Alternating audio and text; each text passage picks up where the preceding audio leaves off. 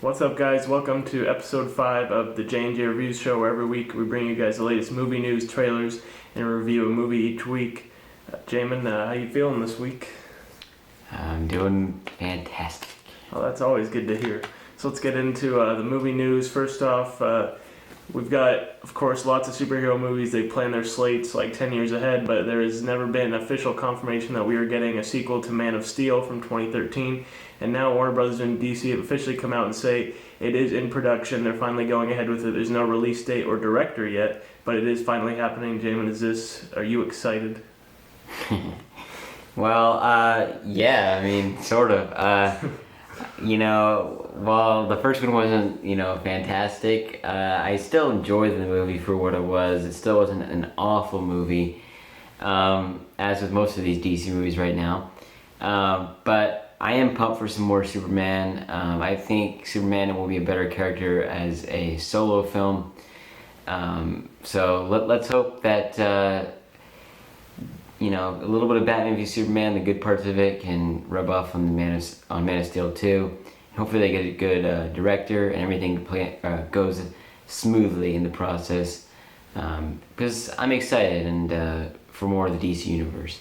Yeah, I think for me, I really want this to be just Superman's movie, which I know will probably have like cameos and stuff. But I think even though this will be his third, or by the time Justice League and everything, he'll be in a lot of DC films more than any other hero. I think he needs another standalone movie because we still haven't really gotten to know him that well.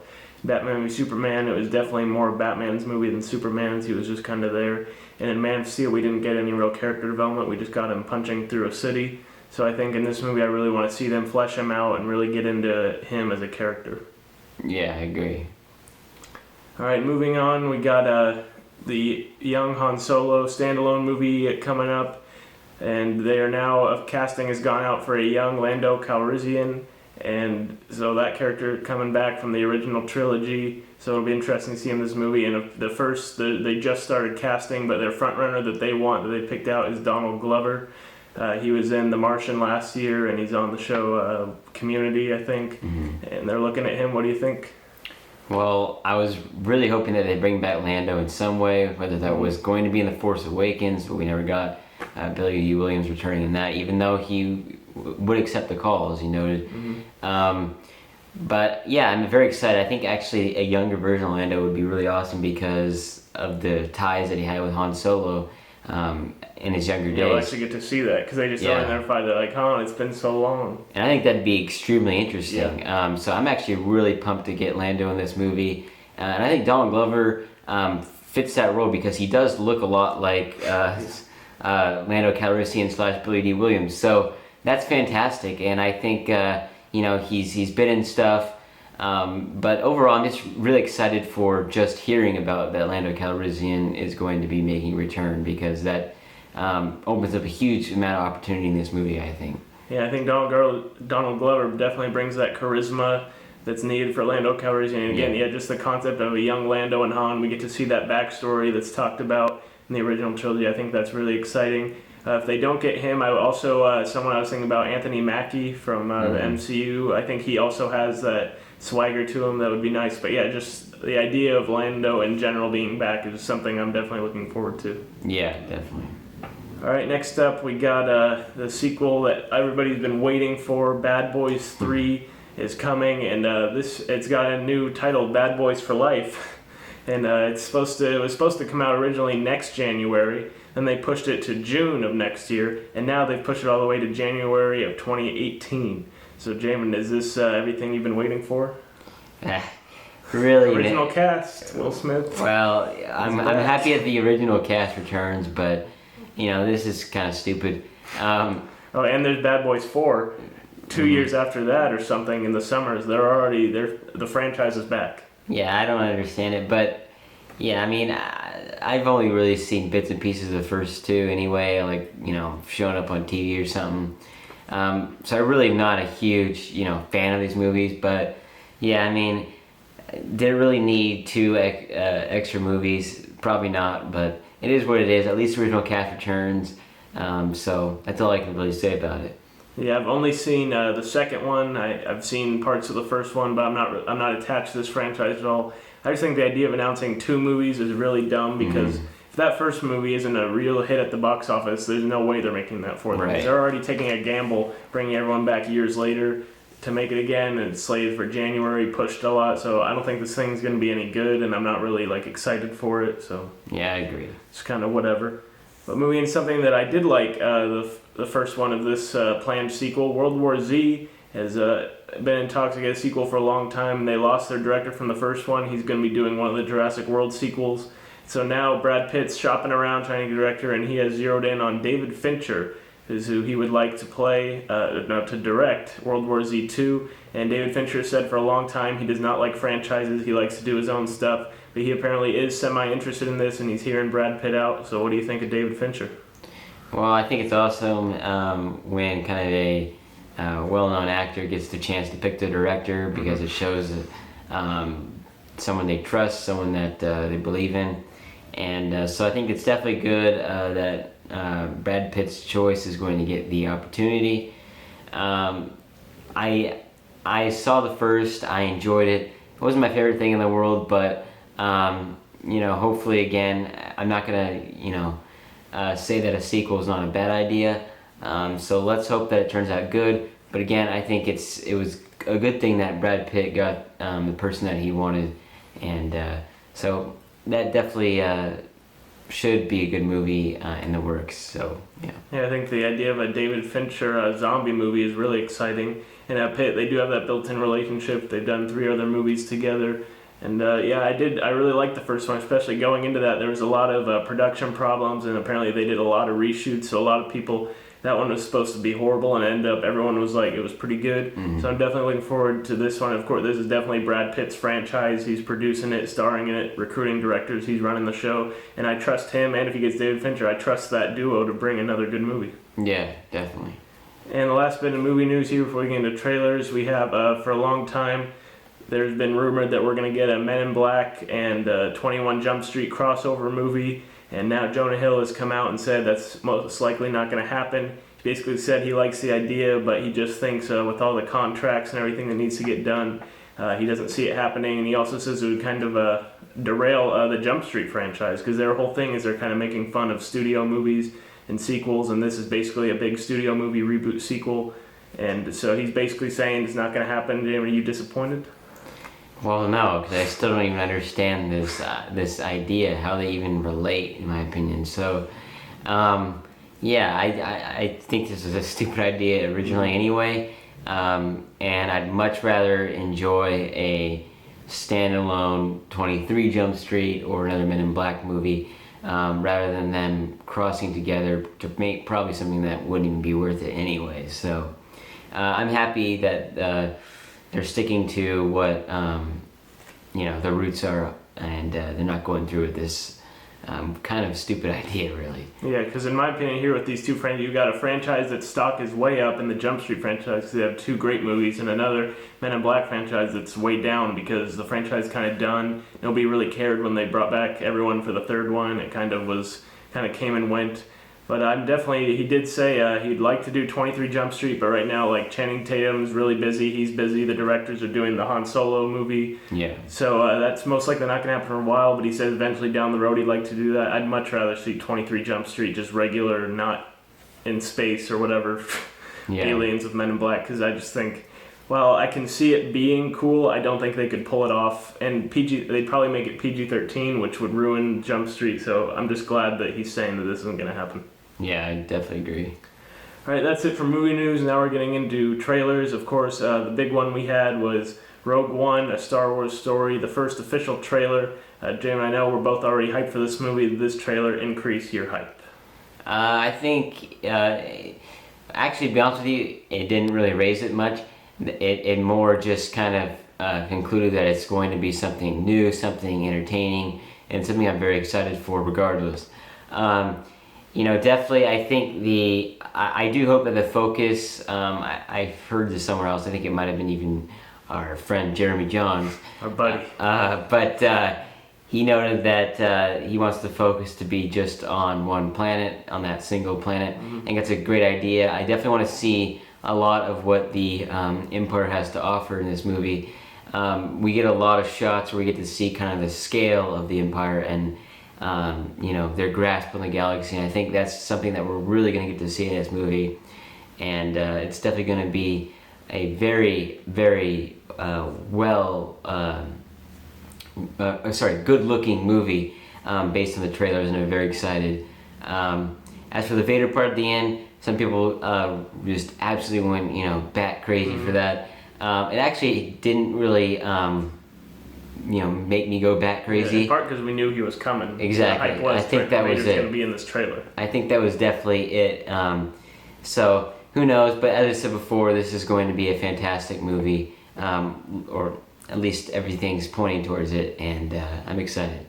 Yeah, I think it was definitely a good trailer. I definitely think if they had not told us, if we had no idea that Darth Vader was even in this movie, I think I definitely would have been more blown away by seeing him in it. But I think definitely after The Force Awakens and those trailers, it's definitely not the same kind of hype because we've had a Star Wars movie. Definitely. I'm still extremely hyped, but it's not the same like seeing any trailer or clip or picture. You're just like, oh my gosh. Now it's kind of like we've been there, but I am definitely excited. I hope what you're saying about the one planet thing, they do that because I definitely want a more contained, gritty war movie, and I think it's definitely going to be fun, more exploring the Empire and everything going on there. And I am excited to see Vader. He's not supposed to have a huge role in this movie, but just to see him in this movie is going to be fun. Oh yeah, and it's great that James Earl Jones is coming back. Mm-hmm. It's just going to make everything kind of nostalgic, but yet this movie also brings so much new to it as well. And it's going to make a really cool story that kind of bridges, the originals and The Force Awakens and everything else. So it's going to be fantastic. Yeah, definitely. Still looking forward to that. Now, next trailer, we got the new Robert Zemeckis movie, Allied, starring Brad Pitt, and I can't really say the actress's name that's in it, but yeah, she's in it. She's in a lot of movies. But this trailer, it's a teaser trailer, not a full trailer yet, and I still, from this trailer, don't really know what this movie's about. But I definitely think for a guy like Robert Zemeckis, you look at his filmography, he definitely makes a lot of like big budget, more family movies. He did do Flight, which was a deviation for that. I think this looks like another Flight where it's not really a family movie. He's making a more like serious adult romance movie, and I think it looks very interesting. Yeah, definitely. I think for me, a Pitt in a war drama, I'm definitely in on this movie. I think it looks very interesting. Yet we only got a teaser, but it definitely looks interesting, taking place 1942 during World War, and I'm very excited. But yeah, everything looks like it should be interesting. Yeah, it'd be fine if this was all they revealed about the story too, because I just know it's set where it is, and it's kind of, they've got the romance set up and that's really all I need to know. I don't need to know like why they're there, what's going on, like what a plan is or something. I just need to know that Brad Pitt's in it. It's a war drama, Robert Zemeckis, and it looks good. Mm-hmm. And the final trailer, we've got Denis Villeneuve. Names are hard in Hollywood these days. But he directed Sicario and Prisoners from the last couple of years, both of which are very like dirty, ultra-realistic dramas. And now he's kind of deviating from that with the trailer for Arrived. This is like a big sci-fi movie, and it's got Amy Adams in it. And the trailer for this one dropped, and I actually stopped watching this halfway through because once I got to the point where I knew what was going on, I didn't want to spoil anything.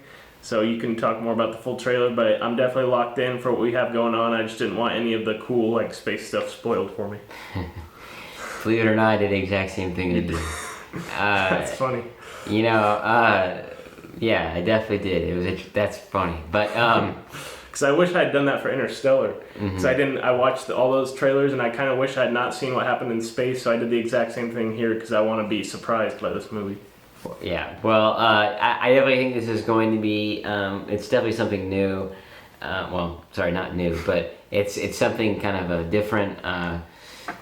So yeah, it's going to be very interesting. But I think that this movie is one of those that's going to be very hit or miss. We're either going to remember this movie or forget about it very easily by the trailer. But it points to aliens arriving, whatever. So sometimes that works, sometimes that doesn't. We've seen some movies like that before, but who knows? I definitely trust the director because I loved Prisoners and I liked Sicario from last year. So I think him like deviating from that realistic, like grounded stuff and going into more of a fantastical sci-fi genre. I'm really interested to see what he does.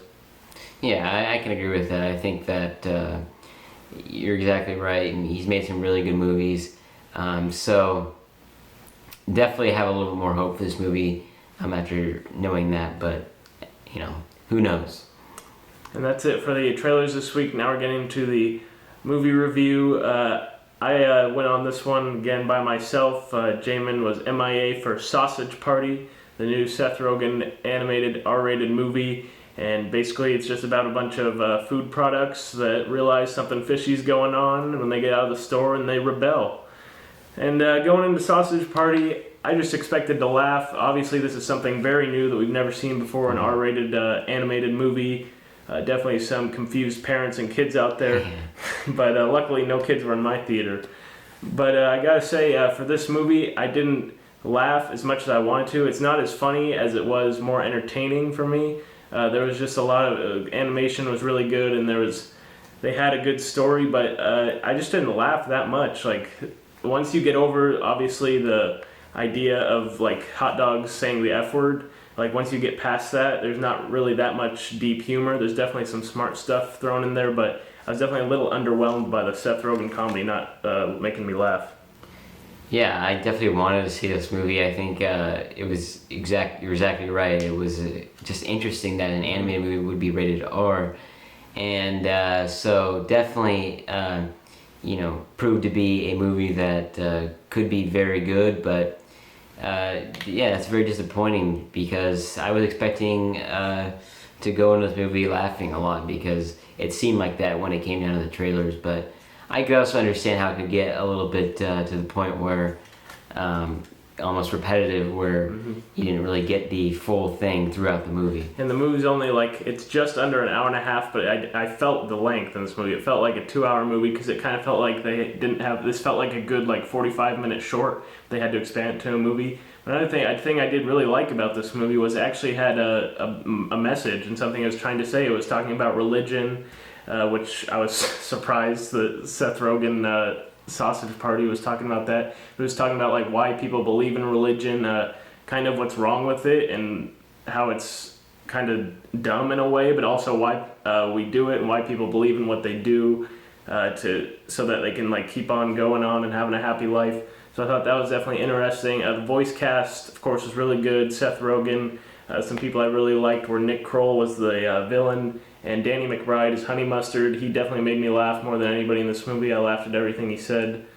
And Edward Norton was doing a really funny impression. He was a bagel too. So for this movie overall, I did end up liking it. I enjoyed my time in the theater, but didn't laugh as much as I wanted to, and kind of felt the length, and I'll probably never have the urge to see this one again. I can recommend it.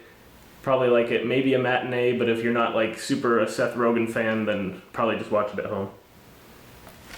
Yeah, I think I'll be definitely doing one of those.